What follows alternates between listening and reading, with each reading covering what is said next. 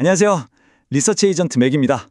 오늘은 지금 주식시장을 그야말로 뒤흔들고 있는 핵심 뉴스들이 뭔지 한번 깊숙이 파고들어 보겠습니다. 와, 최근 시장 변동성 정말 대단했죠? 갑작스런 악재 때문에 많은 분들이 이거 어떻게 되는 거지? 하고 혼란스러우셨을 거예요. 괜찮습니다. 오늘 이 복잡하게 얽힌 정보들 속에서 딱 핵심만 짚어서 지금 상황이 어떤지 그리고 앞으로 우리가 뭘 봐야 할지 명확하게 한번 정리해 드릴게요. 저희가 투자자 입장에서 와, 이건 정말 중요하다. 이게 시장을 직접 움직인다 싶은 핵심 뉴스 5가지만 딱 골라봤습니다. 바로 이 5가지입니다. 첫 번째는 뭐니뭐니 해도 트럼프의 100% 대중관세 위협. 이게 시장 전체를 공포로 몰아넣은 방아쇠였죠. 두 번째, 근데 이게 그냥 미국이랑 중국 문제로 끝나는 게 아니라 EU까지 끼어들면서 글로벌 확전 리스크가 커지고 있다는 점. 그리고 세 번째는요, 이런 혼란이랑은 전혀 상관없이 자기 갈 길 가는 혁신, 바로 유전자 치료 같은 비경기순환적 성장 동력도 있다는 거고요. 넷째, 이건 좀 재밌죠? 관세라는 장벽에서 완전히 자유로운 K-팝의 글로벌 확장. 이건 우리에게 새로운 기회를 보여줍니다. 그리고 마지막 5번째, 그래서 이 모든 공포가 진짜야? 아니면 그냥 엄살이야? 이걸 확인시켜줄 기업들의 실적 발표 시즌이 코앞으로 다가왔다는 겁니다. 그럼 이제부터 이 5가지 뉴스 중에서 지금 당장 우리 시장을 가장 무겁게 짓누르고 있는 바로 그 문제, 글로벌 무역전쟁 리스크부터 아주 깊게 파헤쳐 보겠습니다. 이 관세 폭탄의 충격파가 대체 어느 정도였는지 실제 데이터로 한번 확인해 보시죠. 정말 딱 하나의 사건이었어요. 국산 제품에 100% 관세 때리겠다. 이 발표를 한 바로 그 순간 글로벌 금융시장 전체가 얼어붙었습니다. 극단적인 위험 회피, 우리가 흔히 말하는 리스크 오프 심리가 그야말로 쓰나미처럼 모든 걸 덮어버렸죠. 시장의 움직임은 교과서에 나오는 그대로였습니다. 아주 전형적인 안전자산 선호 현상. 투자자들은 주식이나 암호화폐 같은 위험자산은 그냥 내던지고 금이나 은 같은 전통적인 안전자산으로 피신한 거죠. 실제로 금값은 사상 최초로 온스당 4,000달러를 돌파했고 은값 역시 같이 급등했습니다. 자, 그런데 진짜 심각한 문제는 지금부터입니다. 이게 더 이상 미국과 중국 둘만의 싸움이 아니게 됐다는 거예요. 유럽연합, EU까지 우리도 가만 안 있겠다, 미국산 철강에 보복관세 부과하겠다고 나오면서 이 싸움이 이제 다자간의 글로벌 무역전쟁으로 번질 수 있는 아주 중대한 기로에 서 있습니다. 이건 저희처럼 수출이 경제의 생명줄인 나라에게는 정말 최악의 시나리오가 될 수도 있는 상황입니다. 자, 상황이 이렇습니다. 무역전쟁이라는 아주 짙은 안개가 눈앞을 가리고 있어요. 이럴 때 길을 잃기 정말 쉽겠죠. 그렇다면 이 거대한 혼동 속에서 우리 투자자들은 도대체 어디서 희망을, 어디서 안정성을 찾아야 할까요? 맞습니다. 바로 이 안개 속에서 길을 비춰줄 등대를 찾아야 합니다. 그 등대의 핵심 아이디어가 바로 이겁니다. 비경기 순환적 성장주. 말이 좀 어렵죠? 쉽게 말해서 경제가 좋든 나쁘든 상관없이 자기 힘으로 성장할 수 있는 기업을 말하는 거예요. 그러니까 성공의 열쇠가 바깥의 경제 상황이 아니라 그 기업이 가진 기술력이나 브랜드 파워 같은 내적인 힘에 달려있는 그런 주식들이죠. 그렇다면 지금 이 상황에서 등대 역할을 해줄 만한 대표적인 섹터 2가지는 뭘까요? 바로 바이오, 헬스케어랑 K-콘텐츠입니다. 한번 생각해 보세요. 바이오 산업의 가치는 무역 정책이랑 상관이 없어요. R&D가 성공하느냐, 그리고 인류가 건강하게 살고 싶어 하느냐, 이 근본적인 수요에 달려있죠.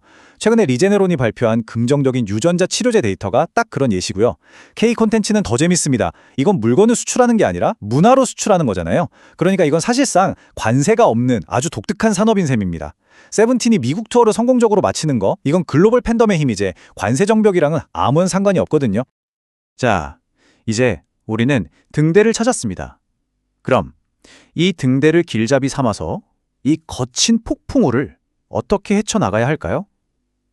지금부터 구체적인 포트폴리오 전략, 즉 방어적 성장 전략을 짜보겠습니다. 전략의 핵심은 아주 명확합니다. 한마디로 포트폴리오의 무게중심을 옮기자는 거예요.